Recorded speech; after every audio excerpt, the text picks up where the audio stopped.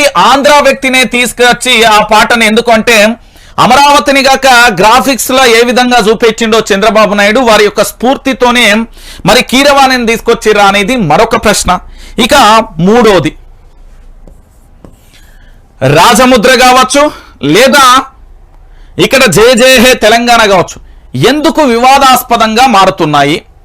ఇక నాలుగో ప్రశ్న మీ అందరికీ తెలుసు, పోతనది పురిటిగడ్డ రుద్రమది వీరగడ్డ గండర గండ అని మనం పాటలు చాలా వాడుకున్నాం, మీ అందరికీ తెలుసు కదా. ఇది చాలా క్లియర్ కట్ గా గుర్తున్నది కదా. ఇందులో కొన్ని సోషల్ మీడియాలో చక్కర్లు కొడుతున్న ఆ పాటకు సంబంధించి కొన్ని పదాలు కనిపించట్లేదని ఈ ప్రాంత బిడ్డలందరూ కూడా ఆవేదన వ్యక్తం చేస్తున్నారు.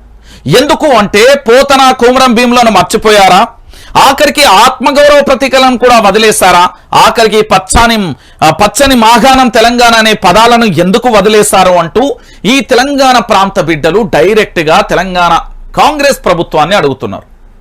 ఇక్కడ ప్రభుత్వం మీద కోపం లేదు, వ్యక్తుల మీద కోపం లేదు, పరిపాలన మీద కోపం వస్తుంది.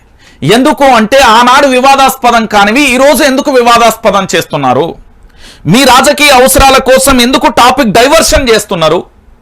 మీ యొక్క లబ్ధి కోసం రాజకీయ పబ్బం గడపడానికి ఎందుకు మా ఆత్మగౌరవాన్ని దెబ్బ కొడుతున్నారు అంటున్నారు తెలంగాణ వాదులు.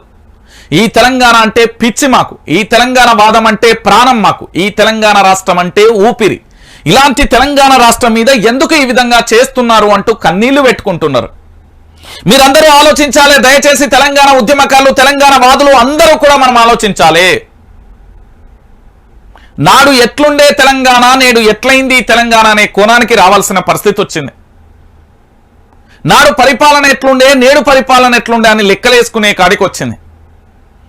ఈరోజు అన్ని మార్పుల పేరుతోని అహంకార భావంతోని ఈరోజు పూర్తి స్థాయిలో మన తెలంగాణను సర్వనాశనం అంటే లూటీ చేసే ప్రయత్నం జరుగుతున్నదనేది తెలంగాణ వాదుల ప్రశ్న.